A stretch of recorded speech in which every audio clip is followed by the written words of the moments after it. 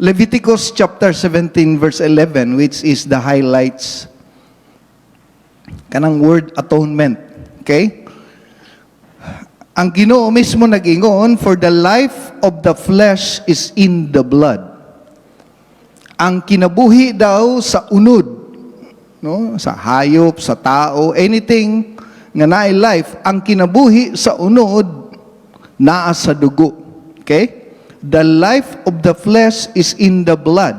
Now, ingon ang Ginoo, and I have given it to you upon the altar to make atonement for your souls. Okay? So, ang atonement, meaning sa atonement, siya ang mupapas, siya ang muwagtang, siya ang mutabon, mo ni meaning sa atonement. Siya ang, kumbaga, mahimong substitute. Okay? Yan na to, makuha sa isa ka word ng word nga atonement. So, ang dugo daw, siya ang mahimong mutabon. Siya ang mo-erase. Siya ang mahimong atonement para sa kalag. For it is the blood that makes atonement for the soul. So, dugo maoy kapalit sa atong sala para mutabon sa sala sa kalag sa tao. Kung may hisgot og kalag, naturally, from the creation, makasasala na gyudaan ang tao. Okay? So, kung atong i-relate sa John chapter 14 verse 6, ingon si Jesus Christ, I am the way, the truth, and the life. So, I am the life. So, siya ang kinabuhi. Pag ano ni Jesus Christ, siya ang life. So, kung mo relate kung ang kinabuhi sa tao is naa sa dugo, ang kinabuhi sa Christianity naapod sa atoning, okay? Atonement or atoning. So, atong studihan karon ang power of the blood from Genesis to the New Testament, to Revelation. Magsugod ta sa Genesis. Ang gitawag na to background sa atong subject. So, iyon sa 1 John 1:7, and the blood of Jesus Christ na himong atonement, His Son cleanses us from all sins. So, si Jesus na. Okay? So, the blood of Jesus Christ, His Son, siya ang muhinlo, mupapas sa tanan atong mga sala. Unsay makapapas atong sala? Dugo ni Christ. So, kinahanglan gyud siyang mamatay. Okay? Kay dugo man. Kung misgat kag kamatayon sa Old Testament, naanay pagpaula sa dugo. Pero sa atong panahon karon, yung kag kamatayon, no, namatay sa stroke. Pero sa Old Testament, no, patay tungod sa dugo nga giula. Romans 6:23, ang bayad sa sala kamatayon, the wages of sin is death. Unsay bayad sa sala? Kamatayon. So, kung nakasala ka, dapat may bayad. Kaya nakasala man ka. Sa laktod pagkastorya, dapat nay mamatay para ang imong sala mabayaran. So, ganina atong gibasa sa Leviticus, no? Nga ang mananap patyon kay ang dugo naghatag magkinabuhi. So, ang Old Testament practice, kinahanglan naa sila'y sacrifices, naay halad kay para naay dugo, naa sila'y yearly nga atonement. Kada tuig nga pagpatay og mga hayop para paghinlo, paghugas sa sala. So, sa atong kapanahonan, matud pa ni Paul, Romans 6:23, ang bayad sa sala, kamatayon. So, mo na nganong si Christ dapat mamatay. Kay kung dili mamatay si Christ, unya kita, relihiyoso kayo ta, kung maluwas naman lang dayta sa atong relihiyon, nganong magpakamatay pa man siya? Kuha ba ninyo? Kung maluwas ta sa bautismo, di na siya kinahanglan magpakamatay. Kay kaya man din natong luwason natong kaugalingon. Kung maluwas ta pinagi sa pagkamaayong tao sa atong pagkabuutan, nganong kinahanglan pa sa pagpakamatay? Di na kinahanglan, kay kaya man dahil natong luwason. Pero kay dili man nato kayang luwason atong kaugalingon, so dapat na ay mamatay para mabayran atong sala. Okay? So masabtan nato, no? Dugo ang kantidad. Dugo ang kantidad. Dapat dugo sa Ginoo ang mupapa sa atong sala. Okay? So sabtan nato na. So matuta sa Genesis. Sabton nato ang history of the blood. So sa history, the first shedding of blood, Genesis chapter 3, pinakaunang dugo nga nagpakita sa kaluwasan sa tao. Balikon ako, nga ang atong kaluwasan, pinagi kang Jesus. So, dili ta maluwas kung walay dugo nga ipaula. Now, ang iyahang gitawag na to overview o background nganong kana nga prinsipyo tungod kay Genesis chapter 3 verse 21, sadyang nakasala si Adan ug si Eva, wala lang niya gipalayas diretso sa garden sa Eden. Wala niya gipagawas. Before niya gipagawas, naasay dugo nga mamatay. Okay? O hayop nga mamatay. So, sa Genesis 3:7, human sila nakasala, nakita nilang, uy, hubo man dayta, ilang gisaninaan, ilang kaugalingon og dahon. Nya kabalo bitas dahon malaya. Okay? So fig leaves, ilang gisud, ilang gitahi fig leaves together and made them covering. Ilang gitabunan ang ilang kaugalingon. Pero sadyang nangita ang Ginoo, pagkakita sa Ginoo, wala siya makuntinto sa dahon. So nagkuha siya og karniro. At ubangan ni Adan ug ni Eva, naglantaw sila nga ang Ginoo nagpatay og karniro. Okay? Basahan niyo ang senaryo. Makita ninyo nga nanaog ang Ginoo para sa ilaha ug ang Ginoo God made. Gi-emphasize ko ng word God made garments of skin. Ginoo mismo mao'y nagtahi. Naman ta sila sa nina. Nganong nagtahi pa man ang Ginoo? Okay? So makita nato no nga gikuha sa Ginoo ang dahon nga sanina, gipulihan og panit sa karniro. So gisaninaan sila panit sa karniro sa rason nga dapat naay mamatay. So makita ninyo nga sa Genesis pa lang ang kaluwasan sa tao para matabunan ang sala ni Adan ug ni Eva na ay namatay para matabunan sila. Okay? So, ang dahon nag-represents good works, mo expire ra gihapon, New Year's resolution, mo expire lang gihapon, no? Pagkabuutan, mo expire lang gihapon, pero ang atong kaluwasan naa sa dugo, grasya, pinaagi, gihatag sa Jesus para matabunan ang atong sala. Aya sila gipagawas sa garden sa Eden. So naanay gi-foresee na daan, no, ang kaluwasan nga umaabot kung moabot si Jesus Christ, no? Gi-foresee na daan. A picture of salvation sa umaabot nga panahon. So the first shedding of the blood, ingon sa Hebrews 9:22, kay walay paghugas sa dugo, kung walay dugo nga ipaula, walay kapasayloan. No? According to the law, that is a law, almost all things, tanan, and purified with blood. Dugo gyud mo hinlo sa unang panahon. Without the shedding of the blood, there is no remission. Kung walay dugo ipaula, kung walay mamatay nga maula ang dugo, wala gyud paghugas. Kung walay dugo nga bayad, walay kapasayloan sa sala. Okay? Masabtan nato ni karon nganong si Jesus Christ gilansang. Makasabot ta unsa ka importante ang panglansang kay Jesus. Nya makasabot pud ta nga kung mo rebuke ta, makig-away ta kay Satanas, gamito nato ang gahom sa dugo. Okay? So therefore, Genesis 3:21, according sa itong gibasa ganina, nga it is a picture of salvation by God's grace apart from God's work. Kay katong dahon, nagpicture man to God's work, man's work, trabaho sa tao, paningkamot sa tao, no, pagkabuutan, pagkarelihiyo. So mo nang ingon sa Ephesians chapter 2 verse 8 ug verse 9, no, tungod sa grasya kita naluwas dili sa imong pagkabuutan. Okay? So the blood of Christ covers the sins of the believers. So gitabunan ang atong mga sala sa dugo ni Jesus. Okay? So kuha na nato ang first shedding of the blood. Ikaduha, kang Abel's blood offering. Kay Abel na punta.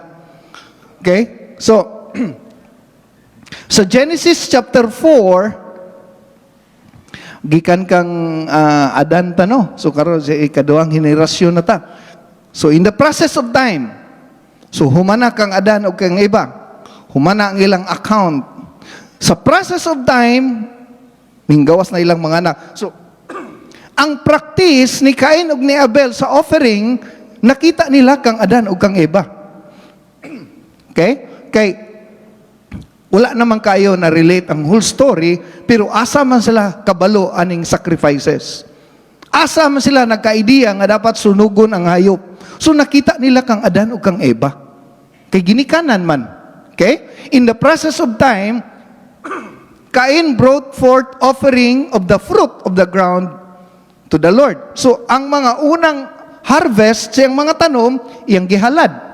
Dayon, si Abel pod, kay magdadaro, mag-uuma man si Cain, ya si Abel, kay magbantay karniro, ang iya pong gidala is, kanang, walay sakit nga karniro, gi-offer niya dito sa Ginoo. So, silang duha nag-offer, okay, apan, ingon dito sa verse 5, he did not respect Cain and his offering. Daghan kayo komentaryo dire, pero sumala sa atong giingon ganina, Leviticus chapter 19 verse 11, no? Without the remission, without the shedding of the blood, no? Mauto siya mo tabon o mo atone sa atong sala. Apan makita nato dire, no? Nga si Abel nga nag-offer sa Ginoo gidawat, apan si Cain wala, tungod kay walay bloodshed. Walay dugo nga gipaula. Now, Genesis chapter 4 verse 8, nagselos si Cain tungod sa kasugo ni Cain, iyang gipatay si Abel. So pagpatay niya kay Abel, ingon ang Ginoo, Genesis chapter 4 verse 10, and the Lord said, your brother's blood. Ang Ginoo nag-ingon na niya, ang dugo sa imong igsuon nagatawag kanako. Grabe, no? There is life in the blood. Patay na si Abel. Pero makita nimo kung ingon si Jesus Christ ganina, no, nga the life of the body is in the blood, makita nimo nga ang blood nagatawag sa Ginoo. So ingna naka-powerful, nagisgot tag power of the blood. Okay? So mo na ning ikaduhang bloodshed nga nahitabo.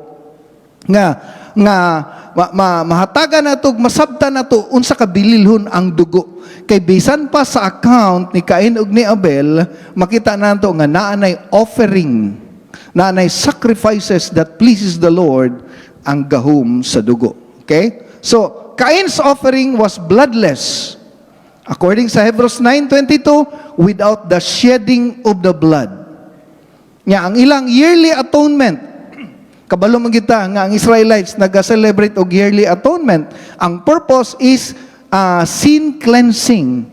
Ug nasayod ta nga si Cain ug si Abel nag-offer sa Ginoo as their personal cleansing, pagpasaylo sa ilang mga sala ug dili pwede ang the best nga work. No, katong mga prutas, nagisgot to siya paningkamot sa tao. Nagisgot to siya kanang mga paghago, pagkarelihiyon, pagkabuutan, pero wala gidawat sa Ginoo. Dapat naagi dugo. Kay without the shedding of the blood, walay kapasayloan sa sala. Ingon sa Hebrews 9:22.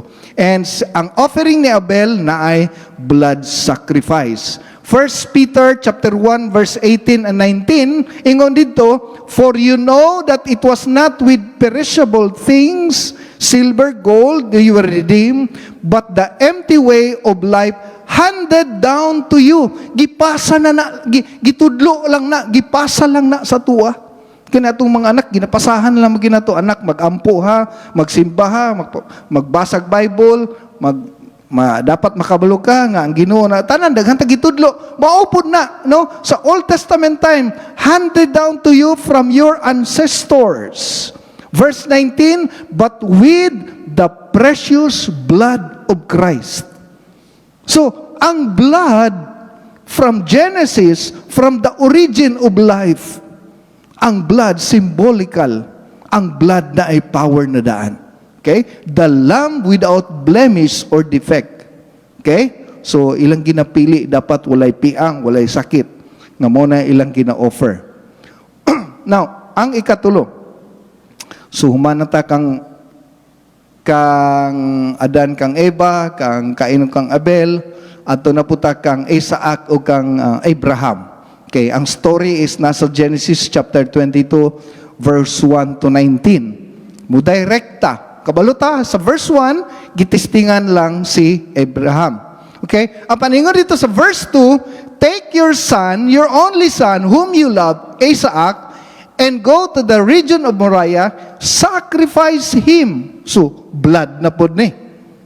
I-sacrifice daw si Isaac sa atonement gyapon ang purpose. Okay? Leviticus 19:11 atong gisgutan ganina nga ang blood is an atonement no nga mutabon sa sala sa tao, atonement para sa kalag. So gigamit sa Ginoo nga test ang gibuhat ni Abraham, though it was a test because never before ang Ginoo nag-require og human sacrifice. Wala ginagitudlo sa Ginoo. But this time nganong gigamit man sa Ginoo nga test, makita nato diri nga ang practice gyud dapat gyud nay mamatay para mupapas sa sala sa tao. Kay ang hayop manggod inosente. Mabasa na to na sa Hebrews chapter 10. Ang hayop manggod walay sala, sila ang mudawat sa imuhang sala. Okay? Now, the problem is ang dugo ni Isaac dili pwede. Dili qualified. Kay si Isaac makasasala man pud. So dili gid siya pwede, no? Gamiton good nga burnt offering. So, gipugnan sa Ginoo. Kay as a test. Pero ma-picture nato diri nga ang blood sacrifice is required. Okay? So, sa verse 13, Genesis 22, no, Abraham looked up there in a thicket, he saw a ram caught by its thorns, no? Lalaki nga karniro, ram. Okay? Muna akong ngalan, ram. Okay? He went over and took the ram and sacrificed it as a burnt offering instead of his son. So, replacement. Gigamit sa Ginoo ang ram instead nga si Isaac. Muna ingon dito, verse 13 man na. Muna ingon, Genesis 22:14, diha nagsugod ang Jehovah Jireh. Ingon ang Ginoo, ingon si Abraham, the Lord provides. Ang Ginoo nag-provide. Okay? So, nanata sa ikatulong nga account, no? About sa issues of blood. Now, ikaupat, the Passover blood. Katong dugo na pod dito sa mga Hebrew o sa mga Egyptians. Naanay judgment. Nag-release na ang Ginoo sa korte, no? Nga mag-release na siya judgment dito sa mga Egyptians. Apan dito sa mga Hebrew people, sa mga Israelites, dapat ma-separate niya. Naa sila sa the same country, pero unsaon niya pag-separate sa iyang judgment. Nga katong maigo siyang judgment o dili maigo siyang judgment. Okay? Ang instruction sa Ginoo, ang story, Exodus chapter 12. Ang instruction sa Ginoo sa verse 5, mangita mog hayop must be 1 year old without defect. So, naghatag instruction ng Ginoo kang Moses. So, iyahay silang pangitag karniro nga walay kagid, dili piang, dili buta, mayog lawas. Unya, kung basahon nimo ang whole story, verse 1 to 36, no, naapay pag-ihaw dito, i-separate ang unod, separate ang dugo. So, di na nato na masigutan, no?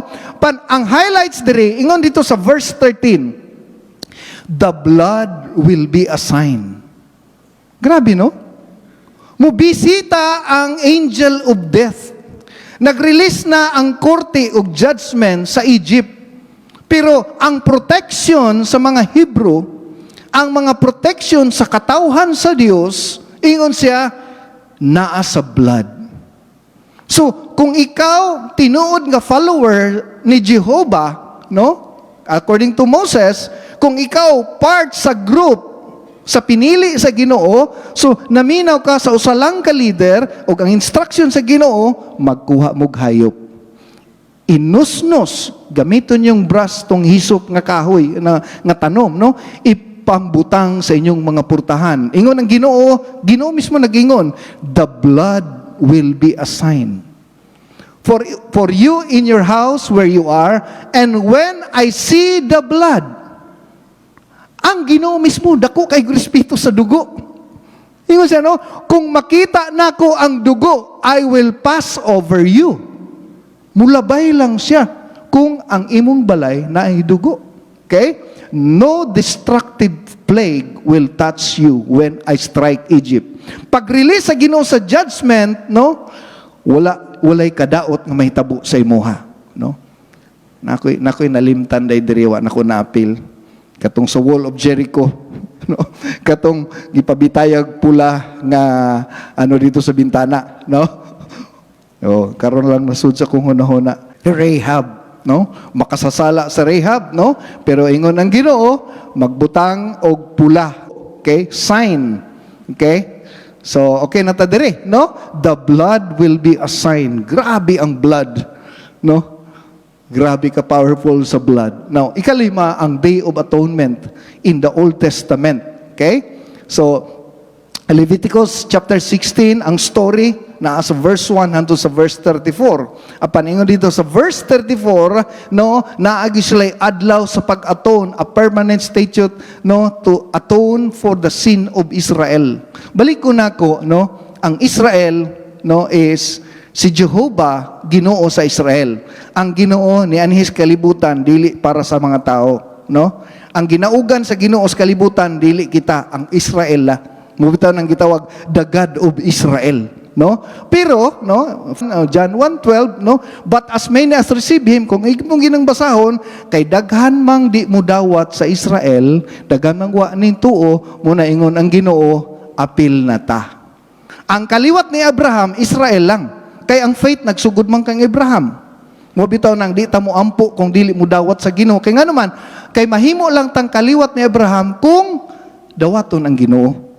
Kay kung by blood, ang blood ni Abraham nara sa mga Hudiyo, nara sa Israel, di man ta Israelites, no? So dili kita pwedeng makadawat sa kaluwasan, di ta pwedeng makadawat sa healing, kay dili ta Israelites. By blood, wa gid tay kaliwat. Mabitaw ng ang Japan na ay kanang makaadto ka dito pag unsa itawag ana? Descendants ka. Di man ta descendants ni Abraham. So, so makita nato, no, nga mahimo latang descendants if dawato nato si Jesus Christ as our personal Savior. So mahimo tang spiritual nga kaliwat. So ang ginaugan sa Ginoo di gyud kita. No, ang Israel gyud, no? Kumbaga kanang gimarkot na lang ta. Munang term, gimarkot na lang ta. Kay mo nang dapat mo dawat kita sa Ginoo. Muna before ka mo ampo sa masakiton, padawaton sa Ginoo. Kay ang promise nga healing para raman sa kaliwat ni Abraham, nya di man ta kaliwat ni Abraham. Okay? So masabtan nato na. Okay? Hebrews chapter 10 verse 10, the law is only a shadow of good things that are coming. Kanang good things that are coming, that is Jesus Christ. No? Kay, sige naman nala sila balik-balik og sacrifice. The same sacrifice, repeatedly, endless, year after year. Dagan na kayong dugo, nangaula, dagan ng hayop, nangamatay. No? Pero it's only a shadow. Kay ang Ginoo, na foresee na daan, God is the God of the future. Bito nang giingon nga, because He lives, no, I can face tomorrow. Kaya ang Ginoo kabalo na sa mga umaabot. Okay? Sa Genesis daan, pagkasala ni Adan ug ni Eva, no, gipatay na ang karnero para isanina sa ila. But pasabot, si Jesus Christ ug ang Old Testament is a foreshadow of the things to come. Okay? Dayon, ingon dito sa verse 2, no, otherwise, no, ingon dito, and would no longer have felt guilty for their sins.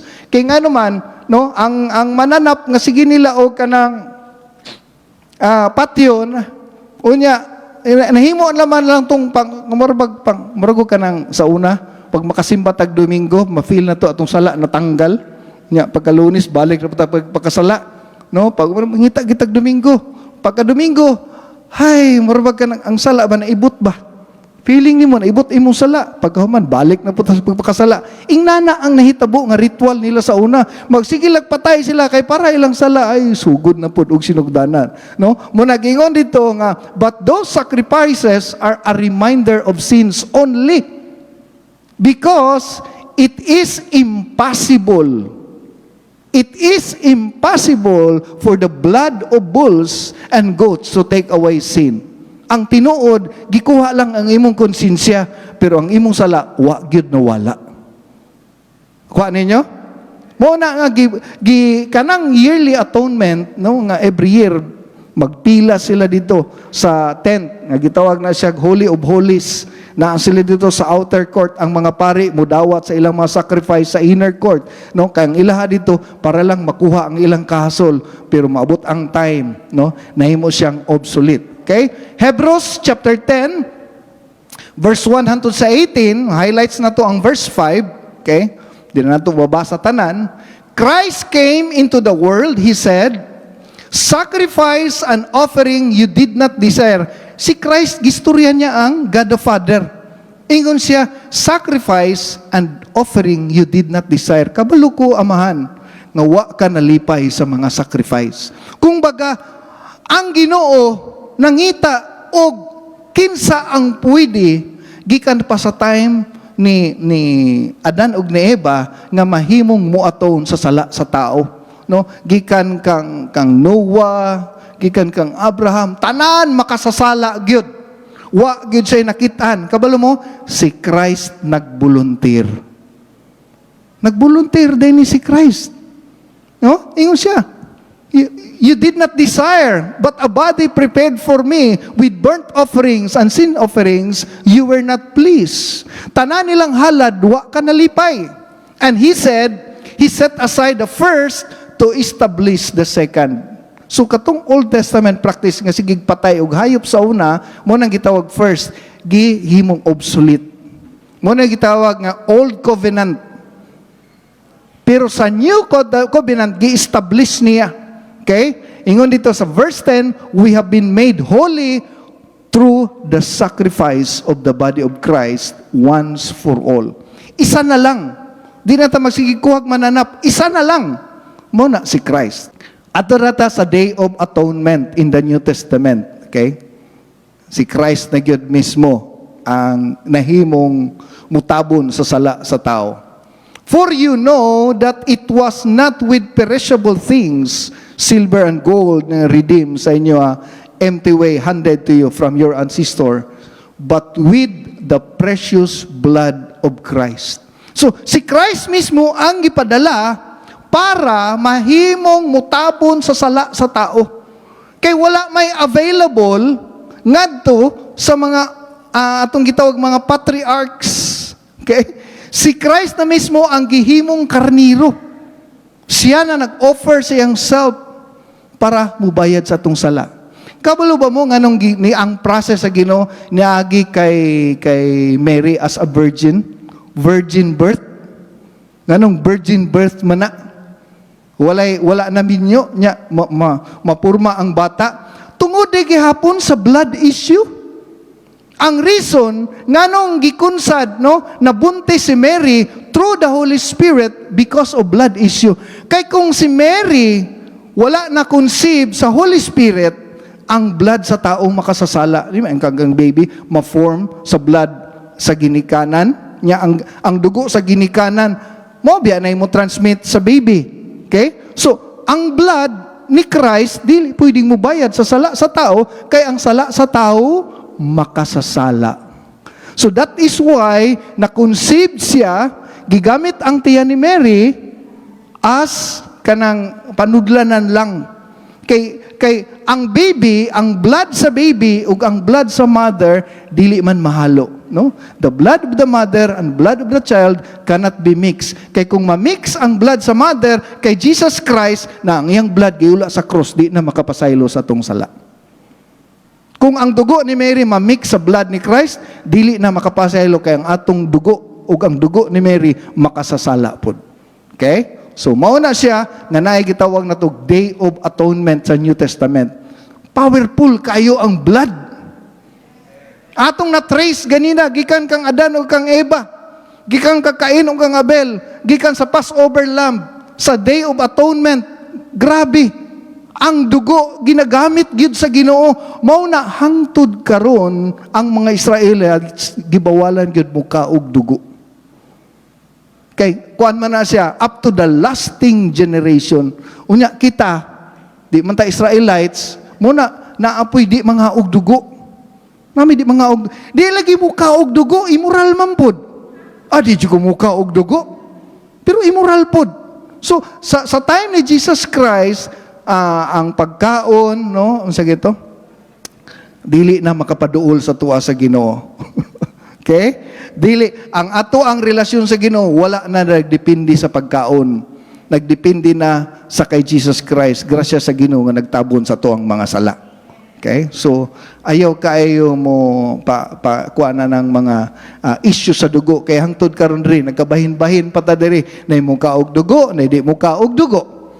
No? Ultimo, pastor, maglalis kasi mo kaog dugo niya, di mo kaog dugo. Di lagi mo kaog dugo, pero di pud mag-tights, asa man ka? Asay bugat dito. No? So, ang ato, nag-build tag intimate relationship sa Ginoo. Ako, to be honest, di ko mo kaog dugo. Dili doctrinal reason. Ang akong reason, di ko mo kaog dugo, kaning medical reason. No? Medical reason. Urabag, giluod ko o gihugawan jugos dugo. Okay? Kay ang tibok syudad na may kanal. Kung walay kanal ang syudad, di man magsilbi ang syudad. Mabaho man yung syudad. Asa man ang tanang waste? Kung sa lawas, medically speaking, ang tanan natong hugaw naman sa dugo. Okay? So, ang dugo ni Christ is a powerful tool para sa kaaway. So muna kung namang gyud mga sickness nga man-made, na po'y mga sickness nga demonic made, no? Trabaho sa yawa. So kung mo rebuke ta og naay sakit nga nakita nimo ang demonic force behind, use the power of the blood. Okay? So ato ning ipadayon tani isgutan ni isiris tani, no? Kay Hebrews 9:22, without the shedding of the blood. Kung walay pagpaula sa dugo, wala gyud kapasayloan. Kung wala namatay si Christ dito sa cross, wala ta diri karon. Sa gikaingon ko na, kung kaya maday nato luwason atong kaugalingon pinagi sa relihiyon, di na sa kinahanglan magpakamatay. Kung kaya nato luwason atong kaugalingon sa imong pagkabuutan, di na sa kinahanglan magpakamatay. Pero nagpakamatay siya kay ang iya lang dugo mo'y makapapas sa atong sala. Okay? Mubita nang kung walay ang bayad sa sala, kamatayon. Dapat naagyo'y mamatay para mabayran ang atong sala. Okay? Ephesians 1:7, in Him we have redemption through His blood. Kanang word redemption, lukat, kuha ug balik. Kay sa Ginoo, iham kita sa Ginoo daan. Para ta kuha ug balik sa Ginoo, ang dugo lang ang bayad para ta malukat. Para ta makuha, dugo ang bayad, walay laing bayad. Muna dapat na'y mamatay. Kung ikaw makasasala, ako makasasala, dawato nimo si Christ. Kay pagdawat nimo si Christ, no, murag ang imong sala na bayran pinagi siyang dugo. Okay? Galatians 4:6, ipadala niya ang Holy Spirit dito sa ato ang heart. Okay? So, lastly, Matthew 26:28, mao nganong namatay Holy Communion. Okay? Nganong naamantay gitawag na tog breaking of bread og Holy Communion.